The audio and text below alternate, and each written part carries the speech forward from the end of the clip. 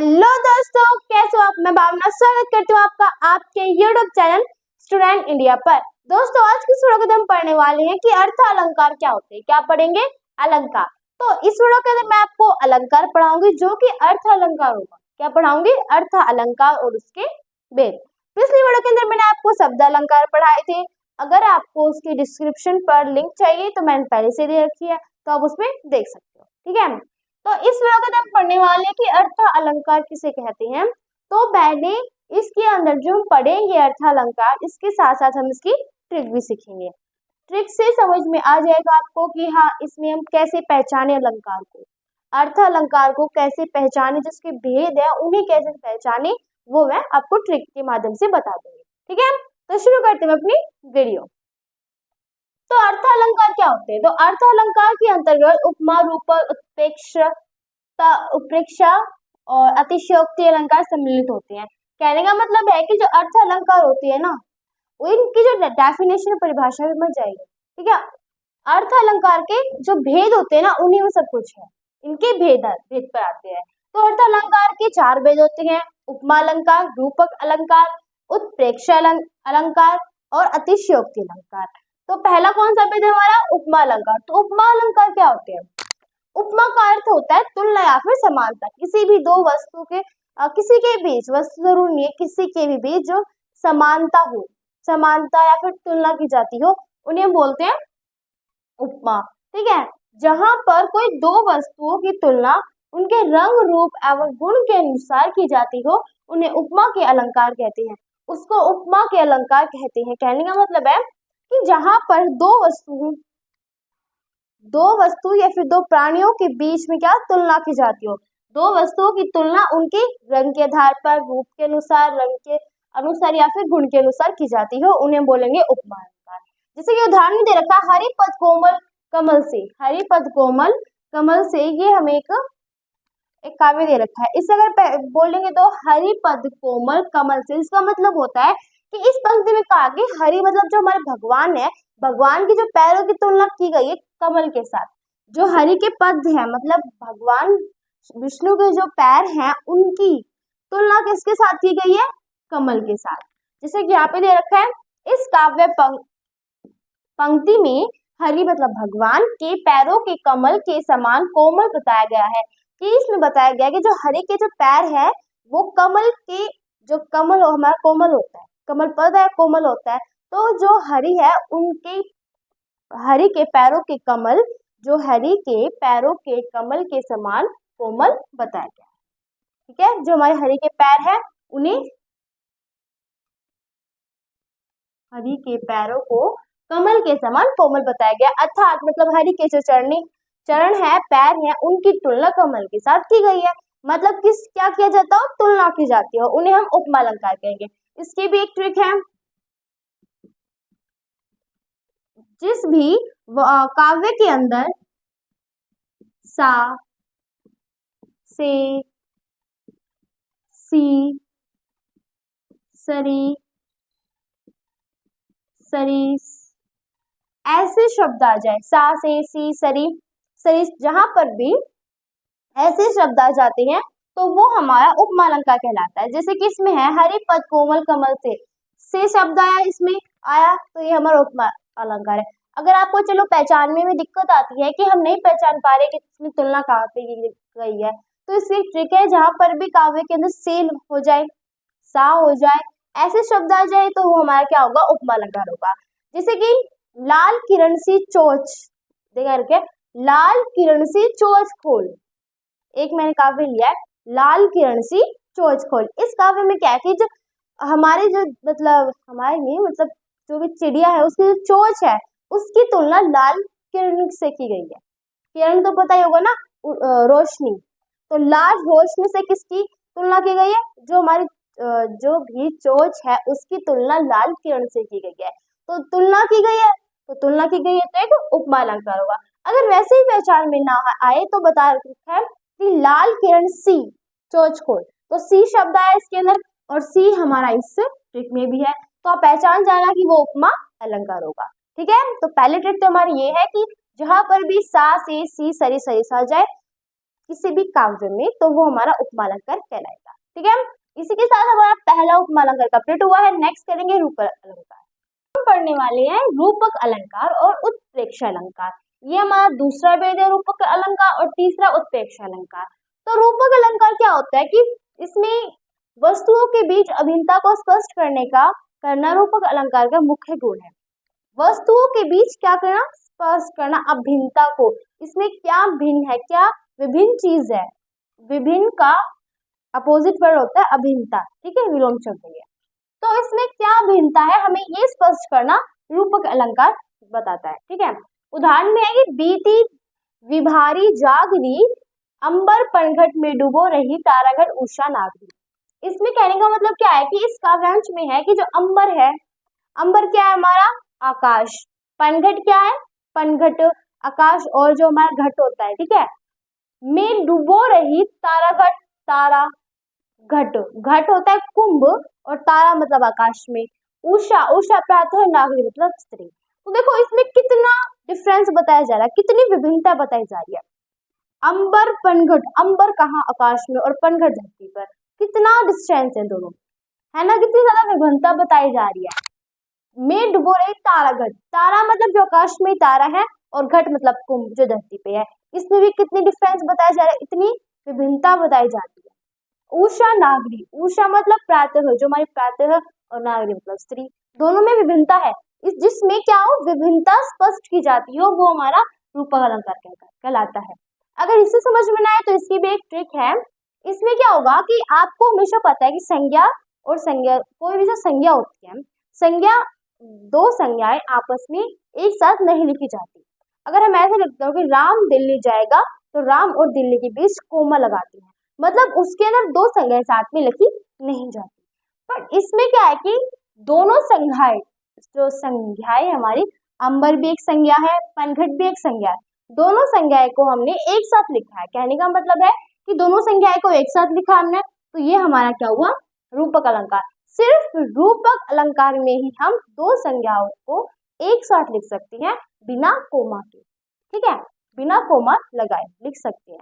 Okay, अगर वो रूपक अलंकार हुआ तो लगा सकते हैं, अगर उसमें रूपक अलंकार नहीं है तो उसके साथ हमेशा कोमा लिखा मिलेगा आपको। ठीक है, ठीक है, तो यही इसकी पहचान है कि रूपक अलंकार में या तो फिर हमें दो संज्ञाएं एक साथ मिलेगी, या फिर उन दोनों के बीच में ये छोटा सा योज,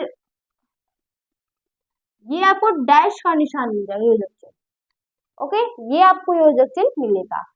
तारा घट, तारा मतलब हमारा आकाश, और घट मतलब कुंभ, उन दोनों के बीच में कोई कोमा नहीं है, दोनों संज्ञाएं हैं, दोनों संज्ञाएं हैं, तो ये हमारा रूपक अलंकार कहलाएगा। उषा प्रातः नागरी मतलब स्त्री, दोनों के बीच कोई बहुत डिफरेंस है, बट दोनों संज्ञाएं हैं, दोनों संज्ञाएं आपस में लिखी गई है बिना कोमा के, तो ये हमारा रूपक अलंकार है। सिर्फ रूपक अलंकार में ही यही कंडीशन आती है। तो आप इसे इजिली पहचान सकते हो कि आखिर रूपक अलंकार होते क्या है। ओके, फिर आता है कि उत्प्रेक्ष अलंकार क्या कहलाता है। तो उत्प्रेक्ष अलंकार वह होता है जहां पर उपमा और उपमान की संभावना प्रकट की जाती हो, कि जिसमें क्या, उपमा मतलब जिसकी तुलना की जाती हो, और उपमान मतलब होता है जिससे की जाती हो। कोई एक व्यक्ति है, उसकी तुलना की गई है एक दूसरे व्यक्ति के साथ। एक व्यक्ति है, ये चलो मान लिया कि ये उपमान है, ओके, इसकी तुलना की जा रही है इस व्यक्ति के साथ, ये ये उपमेय है और ये हमारा उपमान है। तो इस व्यक्ति की तुलना की जा रही है इस व्यक्ति के साथ। ठीक है, मान लिया कि ये राम है और ये श्याम है, अब पहचान में आ जाएगा। तो राम की तुलना की जा रही है श्याम के साथ, तो वो हमारा राम हुआ उपमेय, और जो श्याम है वो उपमान है, क्योंकि इसकी तुलना की जा रही है इस मतलब इससे की जा रही है, इस जो राम से तो श्याम से तो की जा रही है राम की तुलना, तो हमारा ये उपमान हुआ। तो उपमेय और उपमान यही होता है कि संभावना प्रकट की जाती हो, मतलब जहां पर उपमेय उपमान का कोई वो नहीं है। इसमें क्या हो, जहां पर सपोज में हम सपोज कर लो या फिर मान लो, ये सब आते हो, जिसमें क्या कहा जाता है कि तुम मान लो कि ये तुमने किया है, तुम सपोज करो। ऐसे शब्द जहां पर आते हैं वो उत्प्रेक्ष अलंकार कहलाते हैं। किसी भी काव्य के अंदर ही शब्द मिल जाएंगे, जैसे कौन कौन शब्द है यहाँ बता रखा है, मानो, मनहु, जानो, मनु, जनु इत्यादि ऐसे शब्द हैं जिस भी काव्य में वो होती हैं तो मान लिया कि वो हमारा मान लो वही हमारे उत्प्रेक्ष अलंकार कहलाते हैं। इसमें एग्जाम्पल में दे रखा है कि फूलों का सकल मही छाई, मनु बरसा रीतु परकट बुराई। इसमें क्या है कि एक तो इसमें तुलना की जा रही है कि फूले का सकल मही छाई, इसमें जो फूलों की क्या है, फूलों की तुलना की जा रही है उसके साथ वर्षा, जो हमारी वर्षा है, फूल क्या है, मतलब काश के फूल की जो उसकी जो हमारे कहने का मतलब है काश के जो फूल है उसकी तुलना की जा रही है वर्षा की बुढ़ाई के साथ, वर्षा की बुढ़ापा जो होता है वर्षा का उसके साथ। तो उसमें एक तो उपमेय उपमान भी हुआ। अगर वह समझ में ना आए, अगर कहीं कहीं ऐसा होता है इतने बड़े बड़े हमें काव्य मिल जाते हैं जिसके बारे में पता ही नहीं होता, तो उसके लिए वही ट्रिक यूज कर लेना, जहां पर भी मानो, मनु, जानो, मनु, जनु ऐसे शब्द आ जाए वो हमारा क्या कहलाएगा, उत्प्रेक्ष अलंकार। इस काव्य में कहीं मनु शब्द है? बिल्कुल है, ये देख रखा, तो ये हमारा उत्प्रेक्ष अलंकार है। इस काव्य में है कोई हमारा इनमें से, तो इसमें मानो, मानो भी उत्प्रेक्ष अलंकार का उदाहरण है। मनहु नील, मनहु आ गया पहले बार चल के उत्प्रेक्ष अलंकार है।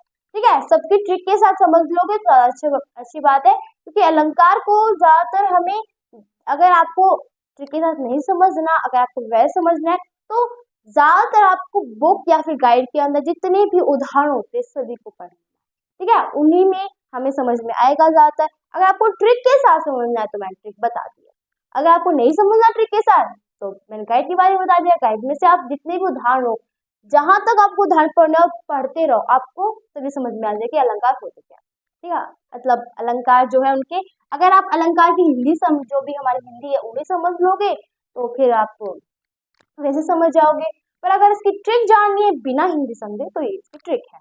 ओके, तो इसी के साथ 4 हमारे कंप्लीट हो गए, एक लास्ट हमारा रह गया है, अब हम उसे पढ़ते हैं, अतिशयोक्ति अलंकार क्या होता है। तो अब हम पढ़ेंगे अतिशयोक्ति अलंकार, जो कि हमारा लास्ट अलंकार है अतिशयोक्ति। इसके बाद अलंकार पूरा चैप्टर खत्म हो जाएगा, ठीक है।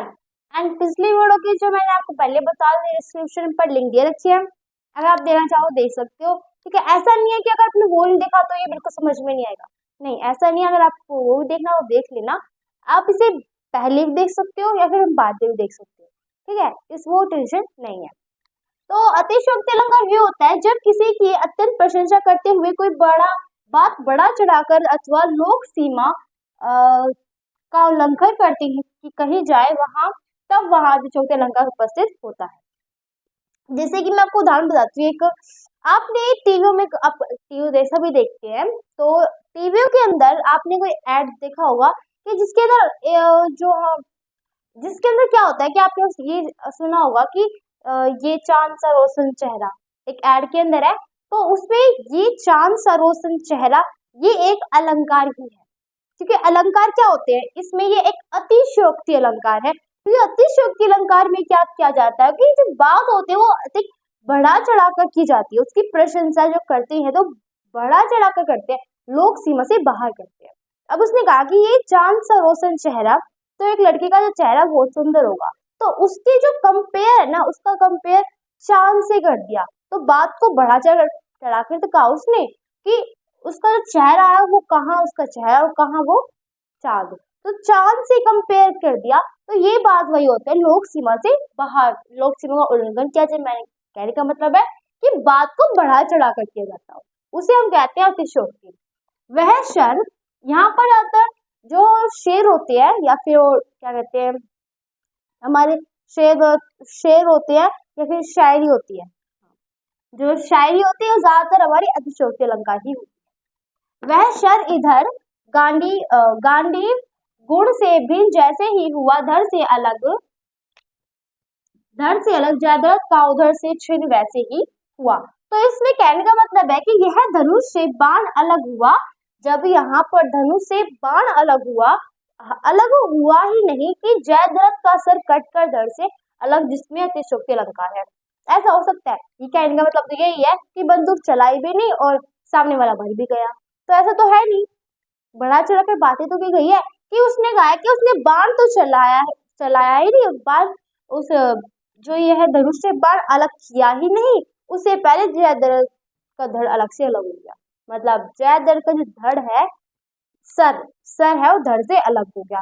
तो बात को थोड़ा बड़ा चढ़ा कर जो बोलते हैं ना, वही हमारा अतिशयोक्ति अलंकार कहलाता है। और जो शायरी होती है ज्यादातर उन्हीं में ही, शायरी को ही हम क्या कर सकते हैं, अतिशयोक्ति अलंकार, ठीक है। और साथ में इसके अलावा भी ऐसे जो काव्य होते हैं वही हमारे अतिशयोक्ति अलंकार होते हैं, जिसमें बात को बड़ा चढ़ाकर की जाती हो, ठीक है। तो इसमें एक वही ट्रिक है, कहने का मतलब है, इस तरह आपको ट्रिक चाहिए तो सिंपल सी बात है, इसमें ज्यादा कुछ ट्रिक नहीं है, इसमें सिर्फ इतनी बात है कि जहां पर बात को थोड़ा बड़ा चढ़ाकर कह देते हैं वही हमारा अतिशयोक्ति अलंकार कहलाता है। इसी के साथ अलंकार का पूरा चैप्टर कंप्लीट होता है। आई होप कि आपको समझ में आ गया होगा। तो आपने जिस जिस व्यक्ति, जिस जिस बच्चों ने ये वीडियो एंड तक देखा है, उसके लिए मैं आपको बहुत धन्यवाद करती हूँ।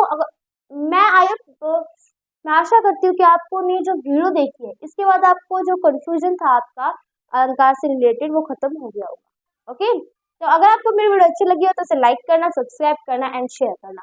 Thank for watching my video.